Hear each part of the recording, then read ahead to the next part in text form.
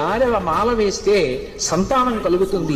ఆ వీరభద్రుడు ఎందరికో కులదైవం, పిలిస్తే పలికేటటువంటి మహానుభావుడు.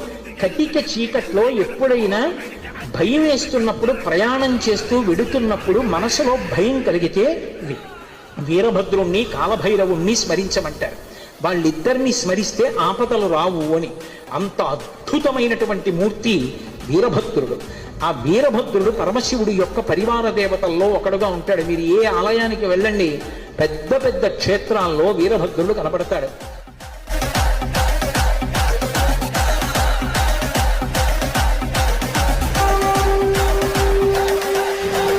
ముడి ముడి ముడి పగై ముడి బలి కొడతవన్ కదై ముడి అడిగడిగిత శివనటి పగై విరగం నటి.